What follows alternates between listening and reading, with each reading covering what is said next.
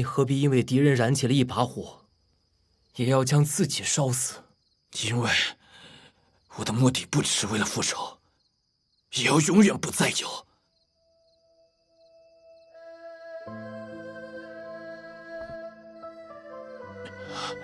其实我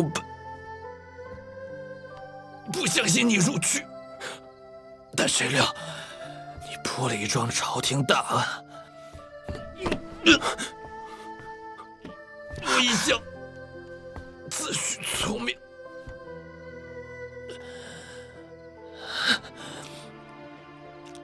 怎么舍得放过你？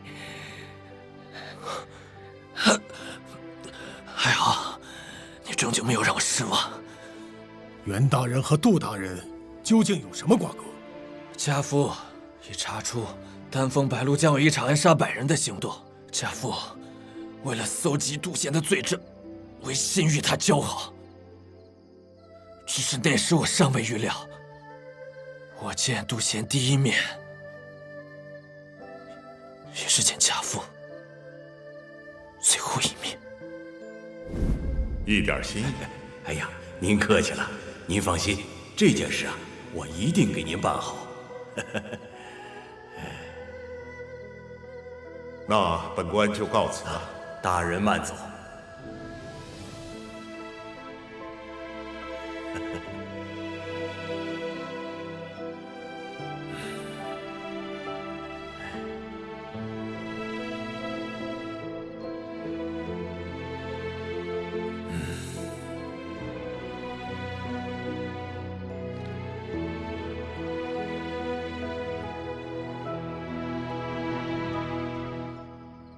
让你好生在房间里待着，你又来正厅做什么？1年未见，竟不知您与杜贤过从甚密，相交甚好。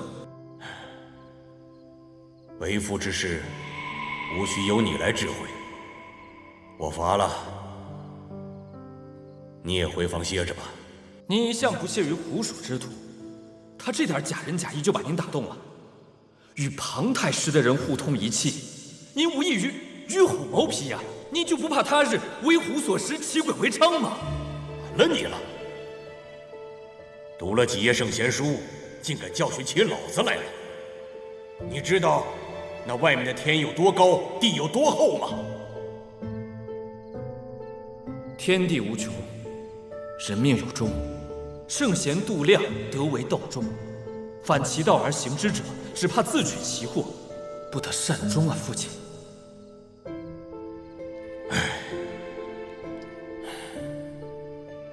好了，学业为重，明天你就启程去泸州吧。没有什么事，不要回来了。这么多年，您一点也没变。无论何时何事，您从不屑与我坦诚相见。您放心，我今晚就走。从此以后，再也不管您的事了。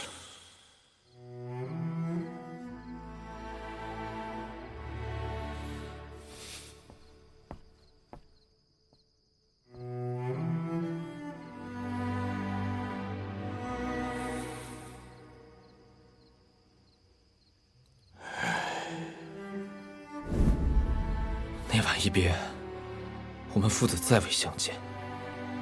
后来，在他的遗物中，发现了丹峰白鹿的秘密和媚丹峰的画像，便趁胡掌柜重修客栈时，乔装成木客混入其中。最终，在熔炉里见到了他的瓷环。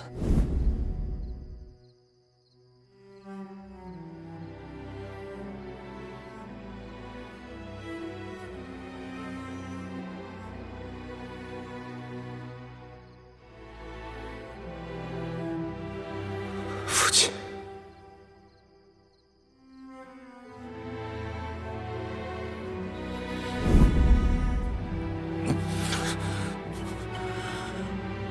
后来我在熔炉的机关里发现了封魂白骨砂，终于以彼之道还施彼身，家父未成之事。却让我给做成了，还是我厉害吧？猛虎抚育幼崽，待到第2年时，为了能让幼虎自食其力，母虎便会将孩子赶走。即便来日再相见，也多半形途陌路，难再相认。每个父母都在用自己的方式爱着自己的孩子。袁大人对你如此决绝，必是料到自己将凶多吉少。对于一个父亲而言，最大的恐惧，并不是死亡，而是看着孩子步入自己的后尘。你用如此极端的方式报仇除恶，自认为完成了他的遗愿，但这也正是他的遗憾。父母之爱子，则为之计深远。袁大人将一切都藏在心里，就是为了让你心无挂碍地走你自己的路。他看似守口如瓶，却一直都在默默地守护着你。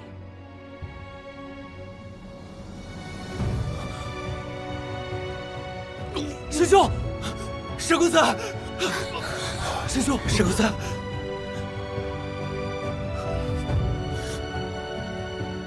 此前能救人一命，我可以安心的与家父重聚了。我宁愿你从来没有来过这儿，那样你就不会死了。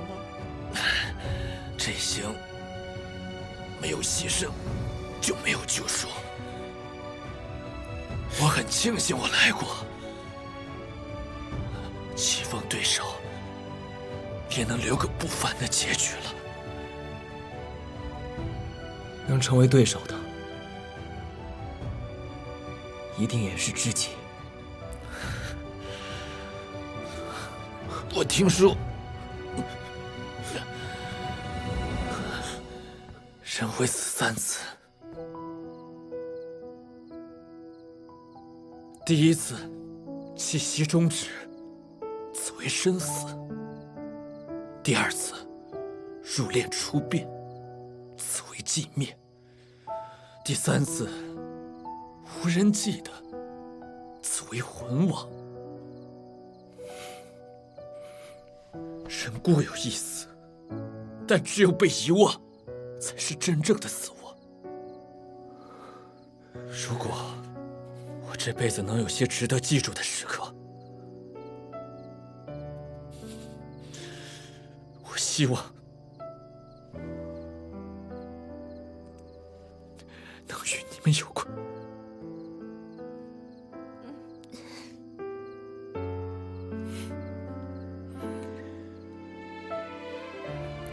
记忆里，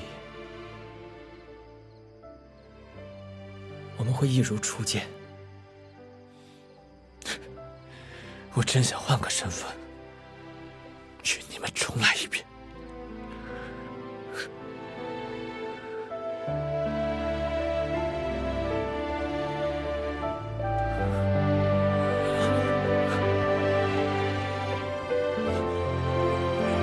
石公子，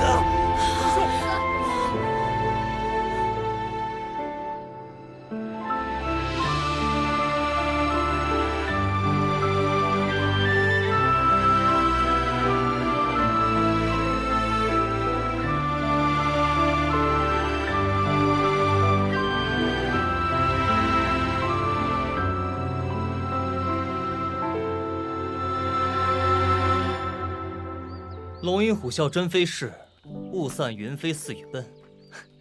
我们总算离开这儿了。昨晚我和阿策商量好了，决定先去帮阿阮寻找生身父母，再去京城。多谢你们。你父母在哪儿？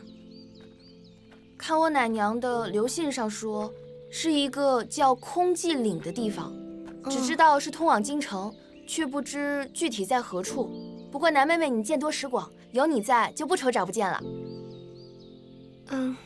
我行道多年，我娘又曾是丹峰白露的人，若与你们随行，我总觉得不妥。过去只是一段经历，何必让它成为自己的负担？往后多行好事才是不二法门。我们今日能再见，多么难得啊！包公子，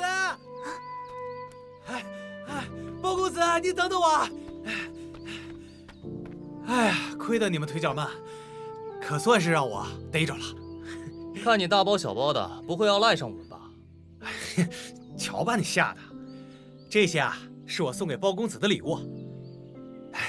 打今日起，二儿就不能照顾您了，您带上这些，这样就不怕饿着、渴着、热着、冻着了。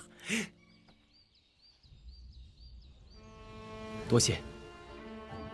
胡掌柜已逝，你有什么打算啊？孟夫人已经把这客栈接管了，她准备大刀阔斧的重修客栈，等再雇上一些小二，我马上就升为首席店小二了。这里若能焕然一新，那就再好不过了。那我们就告辞了，保重。包公子，我在这儿等着您考上状元，望来日咱们有欢喜相见。好，保重。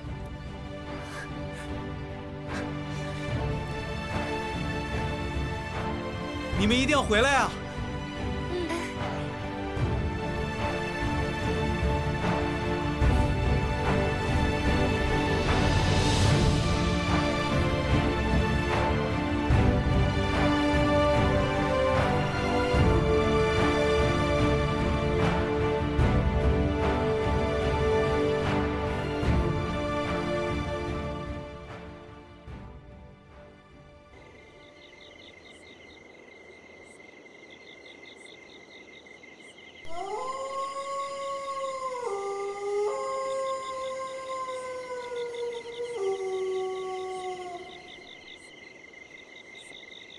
没走错路吧？这也太荒凉了，看上去完全不像有人烟的样子。是这个方向啊，没走错。我们已经打听了不少人，却无一人知晓，是不是不在这附近啊？您奶娘离开空寂岭，少则10几年，多则20几年，这其中发生何变故，都未可知。也有可能。我们若是找不到空寂岭，那该如何与公孙大哥会合啊？公孙策既然要去恩师家探病，估计还要再耽搁些时日呢。倒也未必。公孙策之前说过，他师傅的病一见好转，便会立刻来与我们会合。算起来，也就在这2日了。而且阿策暂居之处离此地并不远，待我们落脚之后，便立即写封信给他。说不定咱们明日就可以见到公孙大哥了。哎，有人来了。这位老伯，您可知还有多远才到空寂岭吗？空寂岭？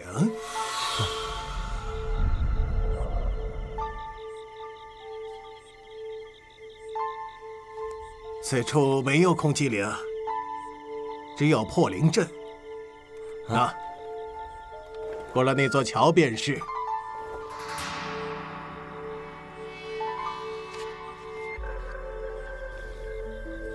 破灵阵，这名字听着忒怪。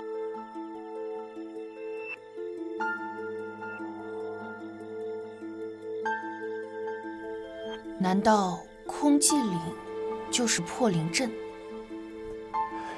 离这儿方圆10里左右还有2个镇子，你们听老夫一句劝，还是去别处歇脚吧。破灵阵就别去了。为什么不能去？老朽听说，每年的今日，破灵阵都有猫灵现身。此妖名为破红魔，以食肉沁血为生。哎呀！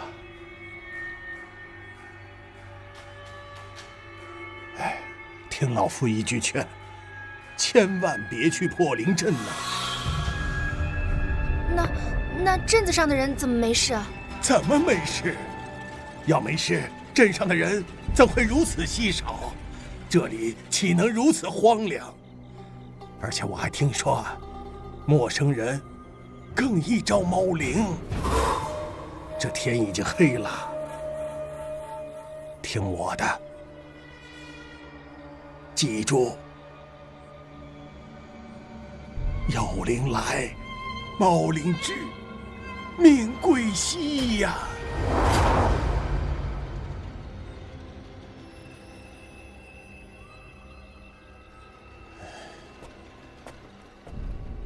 多谢老伯。记住我说的。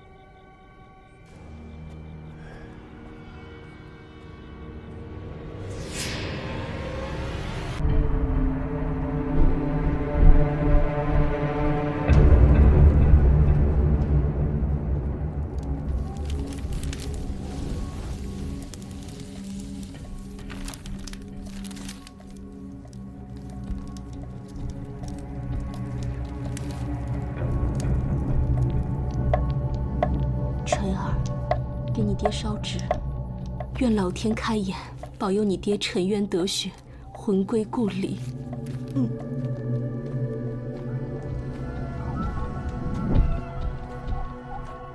嫂子，福海来了。啊，娘，福海来了。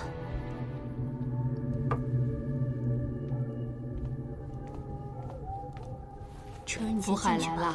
哦。大娘。我来给匡国烧烛香。好。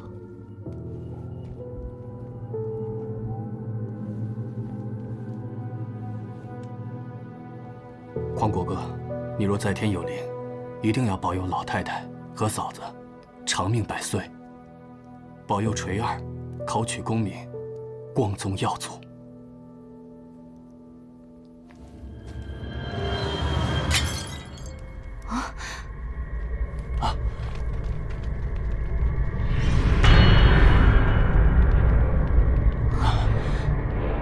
垂儿没事吧？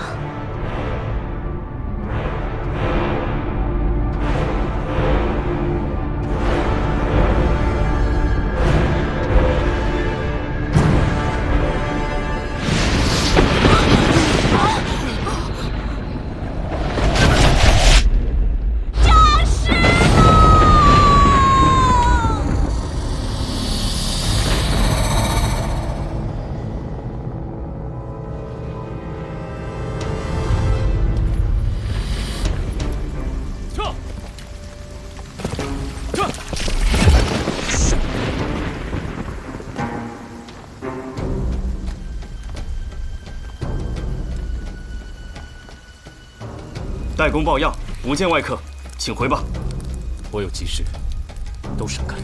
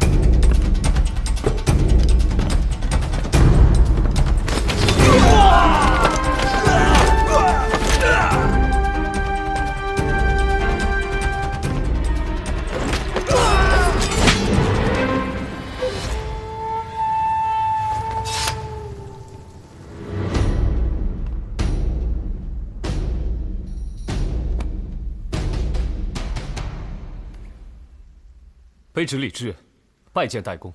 程烨，你回来了。起来，让我好好看看。等等。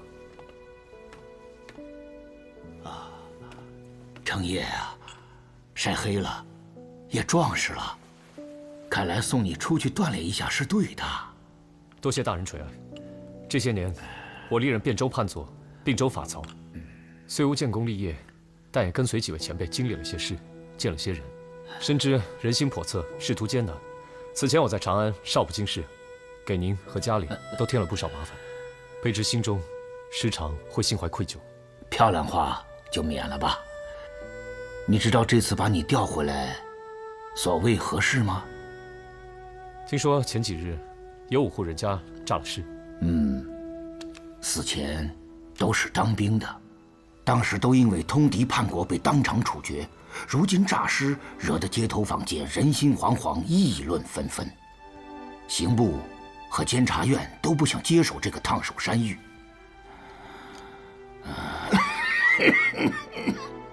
我如今抱病在床，也只好把你临时调回来，组织人手，独立办案。可大理寺高手如云，您为何会选我？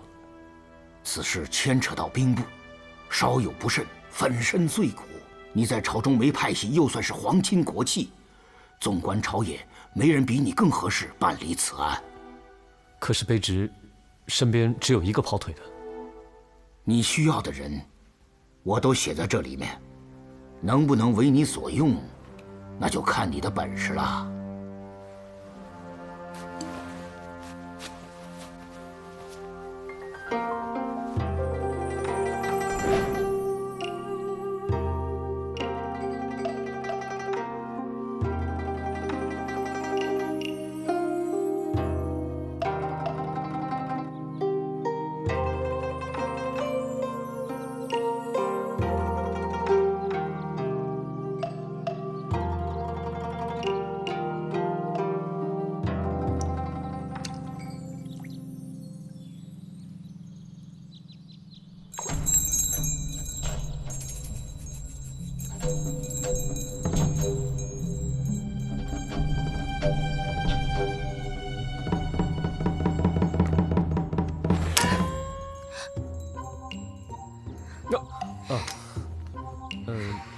怎么每次都这样？就不能大大方方的走正门吗？呀，胖子，怎么瘦成这样了？为谁笑得人憔悴啊？哼哼，反正不是为了你，你要找我爹啊！我爹在西乡呢，赶紧走，赶紧走，别打扰本小姐写字啊！我不是来找你爹的，我这次是专程来找你的。找我？我想代公之所以选你，是因为你的博闻强记。你自有一目十行，过目不忘。你爹在刑部当侍郎的那几年里，你看过了几乎所有的刑部卷宗。那又怎么样？省得我要亲自去看了。切，真笨。切。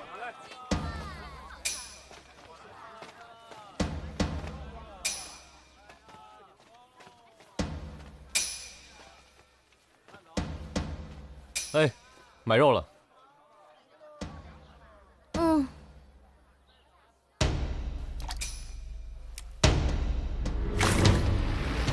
他用的刀怎么跟其他屠夫不一样啊？他用的是双刃柳叶刀，只有2种职业的人会用这种刀：商医、仵作。请问，你要哪部分的肉？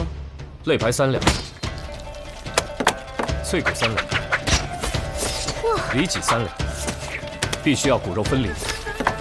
这刀法就算庖丁在世，也不过如此了吧？谭双叶。你怎么知道我的名字？你谭家从前朝开始9代仵作，既以精湛名震朝野。你爹被卷入谋反案，发配充军，你沦为屠夫，终生不得入朝当差。我说的可是事实。来者何人？我姓李，名志，字承业。这位复姓上官名子苏，我们是大理寺官差，想请你出山，担当仵作。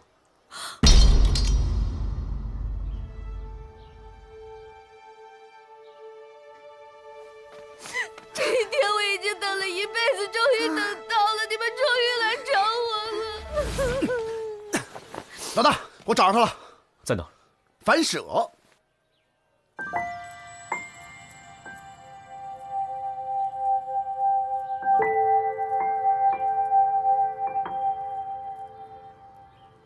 老大，这位是谭双叶。上官子苏姑娘，你好。我老大走提起你。是吗？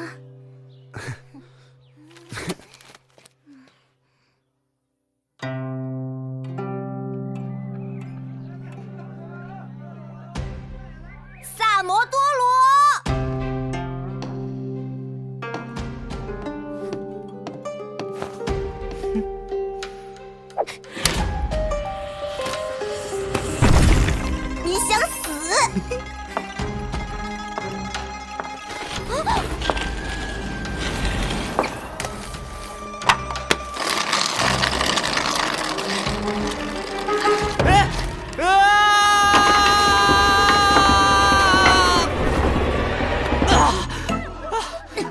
四娘，我错了，我再也不敢了。错哪儿了？错在我不该拖欠房租。继续。啊，我不该偷吃客人盘里的菜，让客人发现。一盆鱼头豆腐从厨房到饭桌一共30步，你给人吃的只剩下2块豆腐，连汤都不剩，你倒是给人留一块鱼骨头啊！我那不是怕把客人给扎着吗？就是他，对，就是他。知错就好，好好反省吧啊！哎，四娘，别走啊！救命啊！啊！还好接住了。多谢官爷救命之恩。小人复姓萨摩，名多罗。你是西域人？没错，小人祖籍迦兰，来长安有段时间了。各位客官，里面请。哎，客官到，客官到！来，客官里边请，我给你们倒茶去。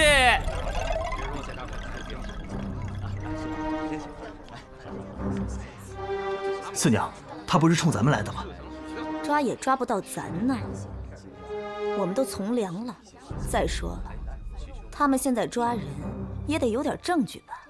要是真逼急了，我弄死他！我。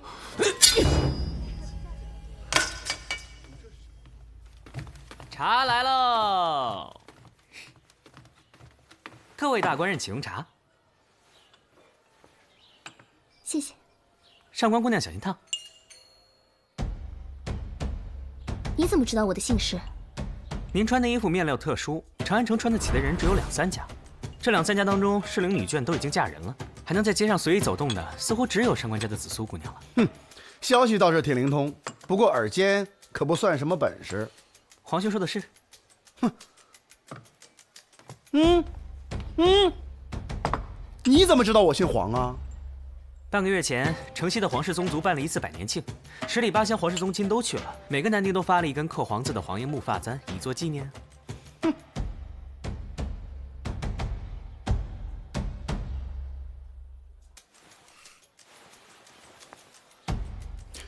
我簪子呢？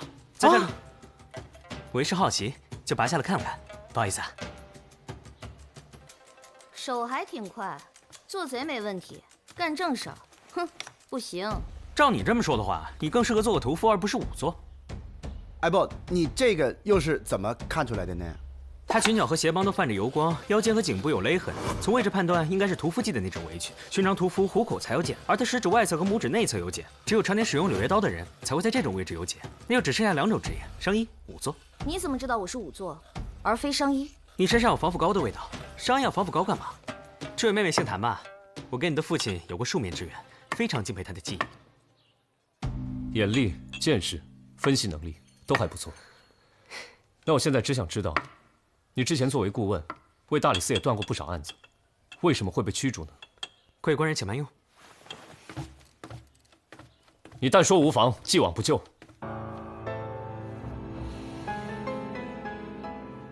宣为大将军府侍妾，我在现场一时没忍住。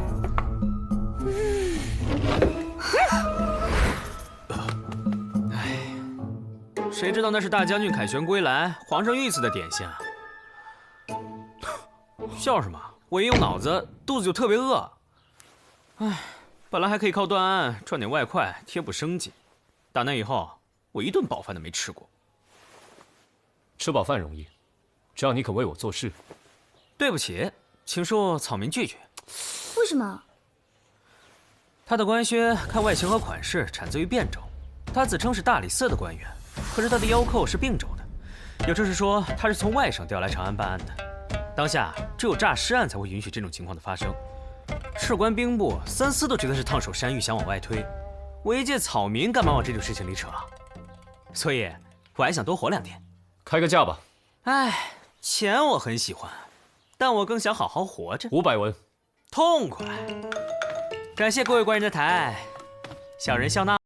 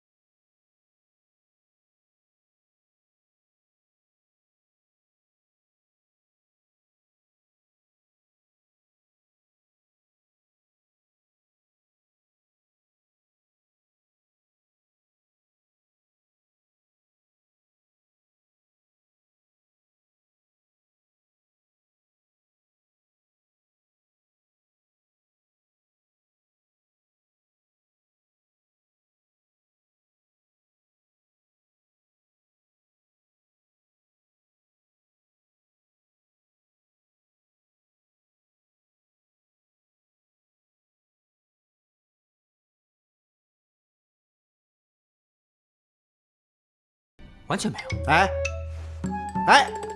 还钱！既然如此，我们去找李福海吧，看他那边有没有线索。好。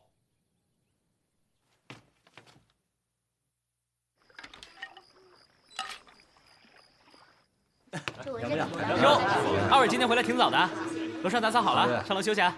贵客2位上楼啦！你想干嘛？你觉不觉得这2个波斯人有点意思啊？你要是敢伸手，我就把你爪子剁了喂猪。干嘛？真把我当贼了？难道不是吗？不跟你一般见识，招呼客人去。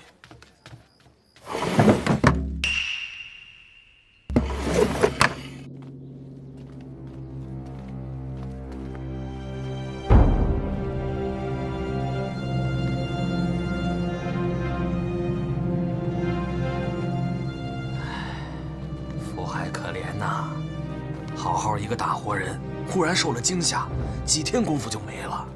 老天爷真是不开眼呐！是啊。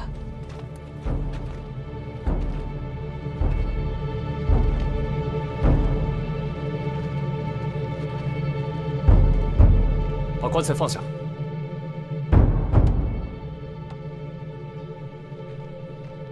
我们是大理寺的，李夫人，尸体下葬前，我们要开棺验尸。开棺凭什么开棺？不行，不能开棺啊！不能让他开啊！开棺，不能开棺啊！不能开棺！夫人，不能开棺啊！夫人。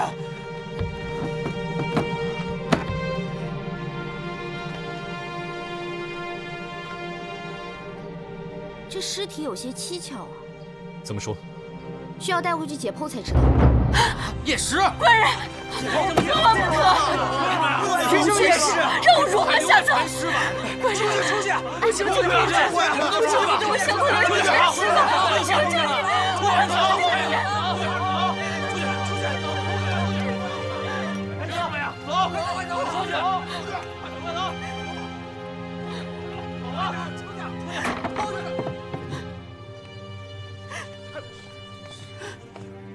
把门插好了。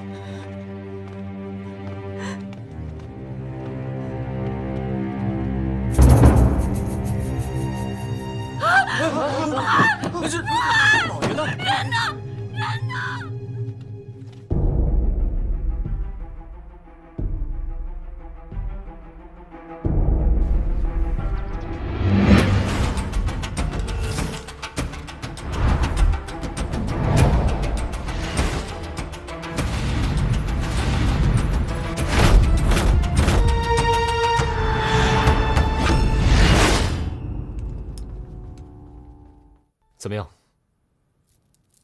没头绪。我之前看的都是刑部卷宗，战事档案应该都在兵部的卷宗里。兵部的卷宗可没那么容易找，要通过兵部侍郎度量员的首肯才行。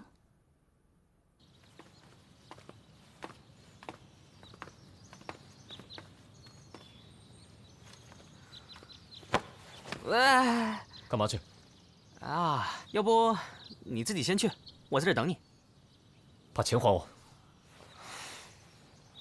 我跟你实话实说了吧，我之前就是偷吃他们家的点心，挨的也是他们家的板子。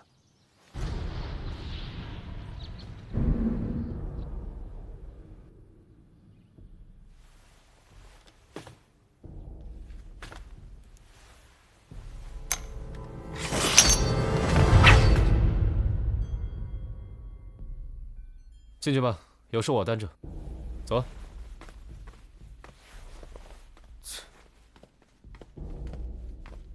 这度量员正是之前大胜突厥的宣威大将军，大捷之后清除边患，回京后官拜兵部侍郎，现在是朝中至上可热的红人。在下大理寺李治，求见杜侍郎。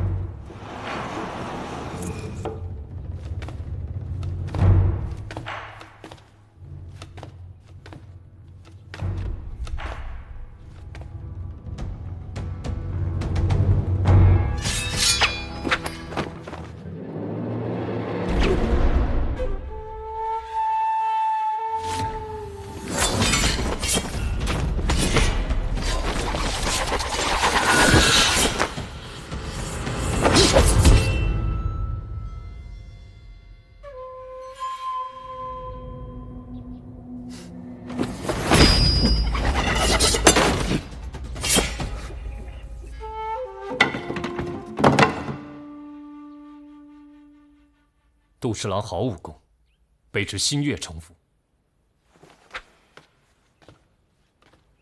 找我何事？直说。近日将士诈尸之事已经闹得满城风雨，人心惶惶。如今又死了一名将士，卑职认为其中必有隐情，应当与当年的战场旧事有关。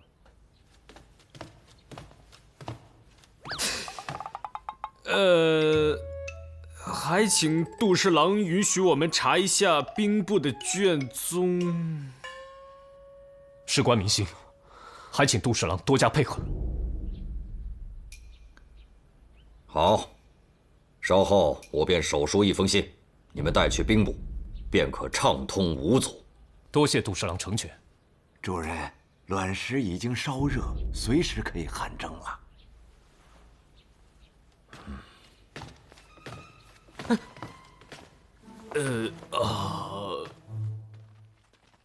客官，你领个请。慢走啊！三个多罗。来了。哎，好。拿好。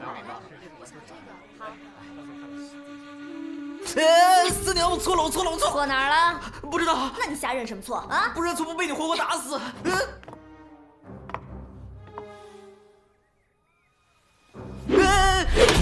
这2天你老不在店里，想忙啥？诈尸案找我帮忙，不许去。他们可以出很高的价钱啊。那也不许去。那我的房租不用交，我还有碗没有洗。不用洗。听好了，离当差的远点，不然的话，剁了你做肉包子。哼！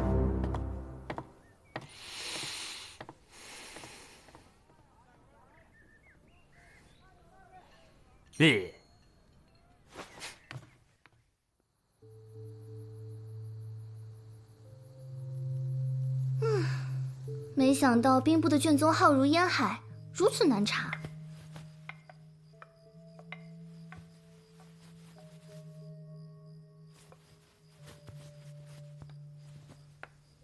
乙未年5月初9，处决左大望陵驻江司礼全兴赵匡国，罪名是通敌叛国，就地活埋。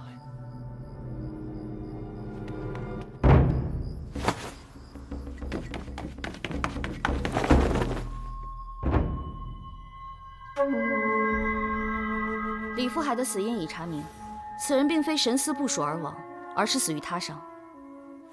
致命伤在这里。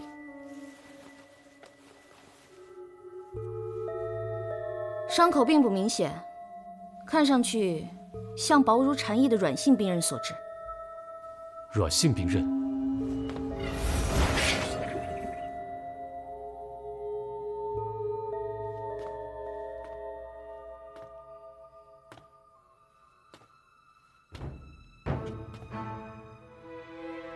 杜侍郎当年赵匡国等人背叛通敌叛国，究竟有何隐情，能让堂堂兵部侍郎亲手杀人？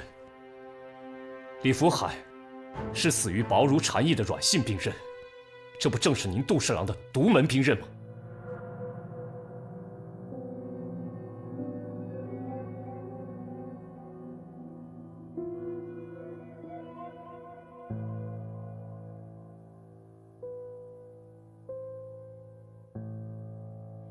世上用软剑的人千万，为何死了人就要算在我的头上？若真是我干的，为什么要用软剑？好让别人知道，这人就是我杀的。无证据，没章法。难道你们大理寺就是这么办案的吗？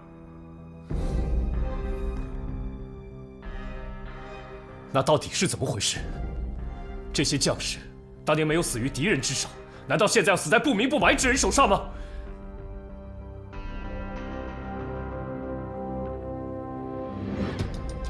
当年我军扎营黄沙帐，我们的马匹突然中毒身亡。经查发现上游有一个波斯商队在水中下毒，他们此行的目的正是长安。事关大唐之安危，我派兵前去交涉，想收缴毒药，驱逐商队。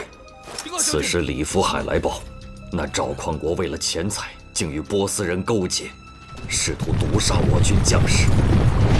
我当即下令截杀波斯商队，赵匡国等人通敌叛国，就地活埋，以振军威。而波斯商队负隅顽抗，我军将士死伤惨重。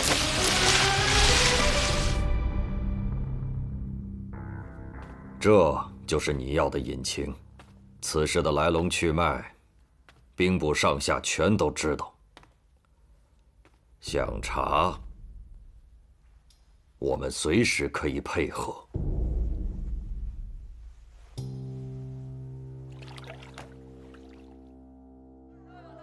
看一看，看一看了啊！哎，走过路过别错过了啊！辟邪神器，大吉大利，财小人了啊！镇宅宝物，来，干什么呢，萨摩？啊？人家都在讨论诈尸冤情的事情，你怎么还有心情在这坑人呢？我借个风声卖个东西，要啥心情？随便你。现在人们都在传当年的杜将军，现在的兵部杜侍郎，为了一己私利陷害赵匡国等将士，现在冤情重现，他们要杀人灭口啊！哎，大哥看看，哎，你听我说，开我光呢，开我光呢！哎，你这个可是我的镇摊之宝，价钱好商量。哪儿来的？问你呢，哪儿来的？求我呀！哎，我就哪儿来的？这个从2个波斯毛贼那儿弄来的。普通人走路双臂微晃，以保持身体平衡，而那2人脚尖微颠，身形僵硬，这是常年走夜路形成的习惯。第一次见面就觉得他们形迹可疑。那天趁他们出门，我潜入房间四处搜了一遍，发现了这个小瓶子，味道刺鼻，必有剧毒。他们回来的时候，喂，二位回来了，我再帮你们打扫房间。不用了，早点休息啊！这枚戒指还没来得及摘。看我干嘛？纯属意外，这个不算是我偷的。原来你在这儿，我找了你半天。怎么了？我本来打算将茶燕的尸体下葬，却在伤口处发现了一丝乌青。这是一种罕见的毒药，药性缓慢，不易被发现。死者应该是先中毒，刀是后来补的。此人如此精心布局，难道就是为了嫁祸给度良缘？哼，终于反应过来了。难道是波斯人回来复仇？度良缘因为波斯人私藏毒药而屠杀了整个商队，有幸逃脱的人很有可能回来复仇。他们用软刃来嫁祸度良缘，又通过士兵诈尸来造成度良缘杀害下属的假象，最后再杀了度良缘，使之看起来像畏罪自杀。多么完美的复仇计划！三炮，你赶紧通知杜侍郎，最近一定要严加防范，万事留心。好。所以现在只要证明2个波斯人手中的毒药跟死者身上的一致，我们就证据确凿了。大理寺办案，闲杂人等尽速回避。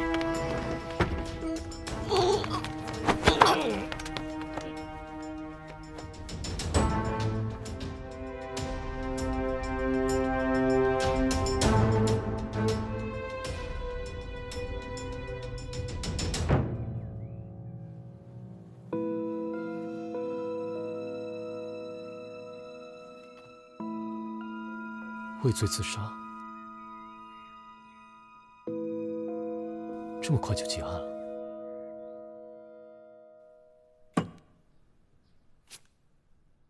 一切终于是尘埃落定了。双叶也查出来了，那几个诈尸的人其实是中了一种特殊的迷药，是由脑杨花、草乌、川乌、乳香没药等磨成极细的粉末，再加上热酒调服。可以把人的生命体征降到最低。想来是从屠杀中逃脱的波斯人，把这些活埋的将士救起来，弄得人不像人，鬼不像鬼，逃回中原，假装诈尸还魂的假象。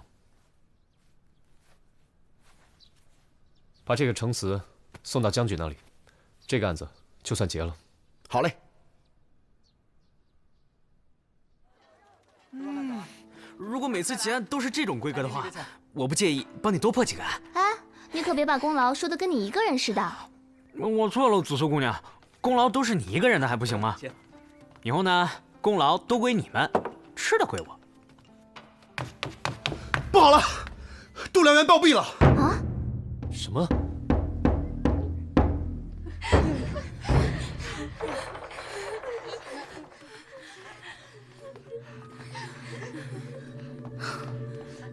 跟之前死的那2个人一样，中的是一种毒，只是剂量增加了很多倍。把人给我带回去，我要好好的查验查验。什么？带回去？不可呀！我家主人那可是立下过赫赫战功的呀，你们不能对他的尸身这般糟蹋呀！罢了。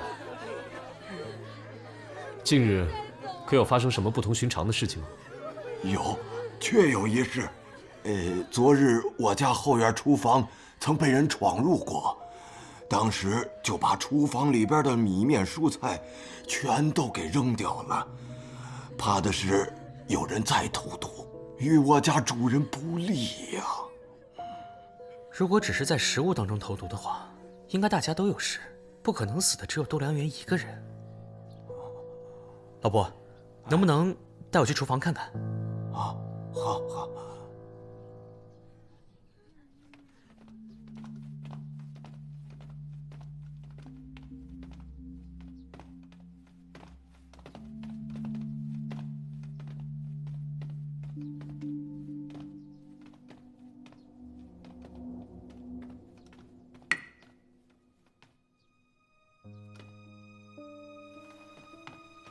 杜侍郎，你怎么就这么去了呀？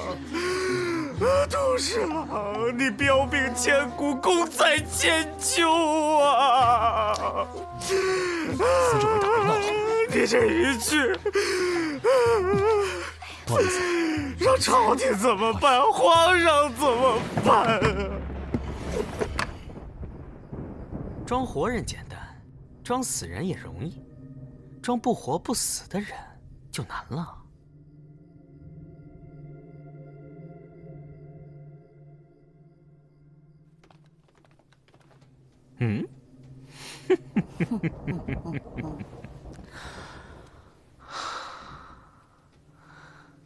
等等，你知道人身上哪部分最柔软吗？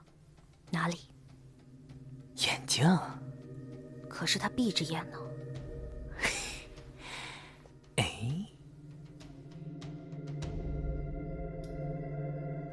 哦。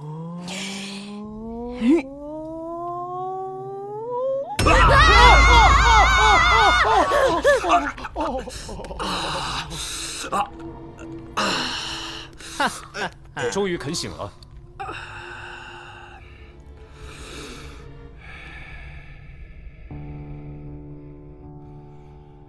你们这些混蛋是怎么知道的？事情是这样的，寻常武夫只在拇指戴扳指，而你却在小指戴戒指，想必是在戒帽中藏有毒药。我翻看你右手时感觉很轻，都说醉汉死沉，那是因为人在神志不清时无法控制肌肉，手轻就意味着你当时神志清醒。我没有马上戳穿你，是想搞清楚你真正的动机。而且，你那枚戒指与波斯人同款，你穿的衣裳虽是大唐款式，面料却产自波斯。把这几条线索联系起来，再加上你之前密会波斯人被杜十郎活埋之事，真相就在眼前了。你先服毒，造成假死之效，药劲过后就出去作案。我们第一次来时，你刚杀了李福海，随后你又潜入杜十郎府的厨房，故意翻得一片狼藉，造成想在食物中投毒的假象。但你真正的目的是在卵石上下毒。你曾在杜十郎帐下知道他练武之后有汗蒸的习惯，汗蒸之时全身毛孔预热打开，卵石上的毒液蒸腾为气体，就进入了杜十郎的体内。我还用这块手绢擦过杜十郎的身体。回来查验，果然含有剧毒，证明这就是你杀害杜十郎的方式。樊社的那2个波斯人，你们也早就串通好了吧？没错，当日我们被活埋，还有一息尚存，就是他们救了我们。当时我心里就想，一定要回来找度量元报仇。当年明明是你贪恋财富，通敌叛国，你有什么可复仇的？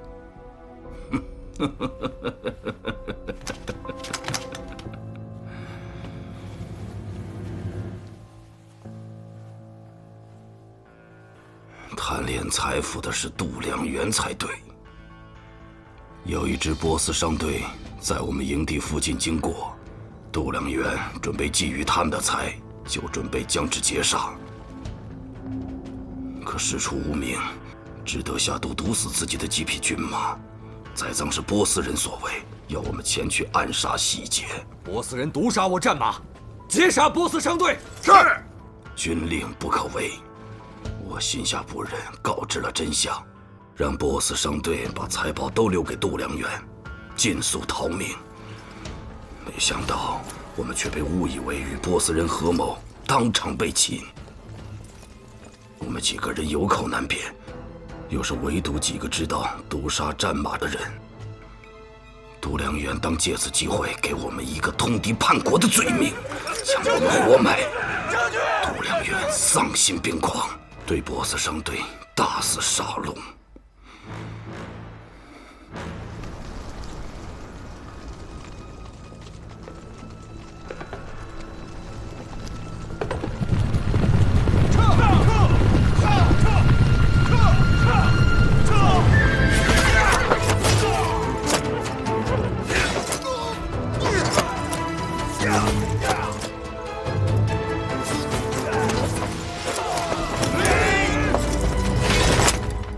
是2个逃走的波斯人，冒死将我们救下。从那时起，我们就开始密谋这个复仇计划。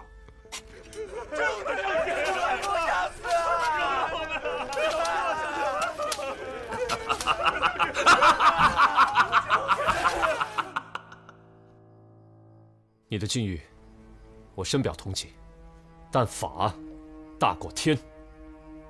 拿下！是。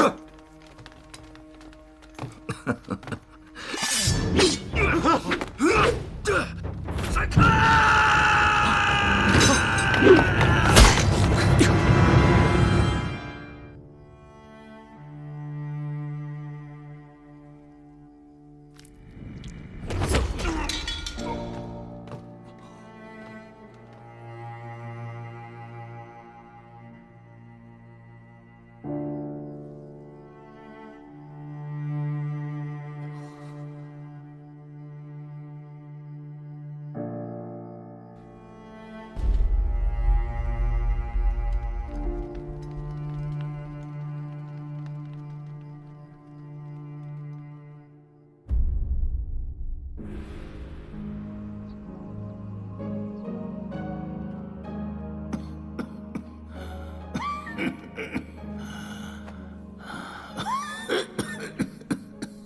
微臣代奏，愿陛下龙体圣安，万岁，万万岁！别演了，再演下去，你信不信朕治你个欺君之罪啊？陛下圣明。对了，案子破了吗？有关人犯都认罪伏法了。那小子的伤势如何？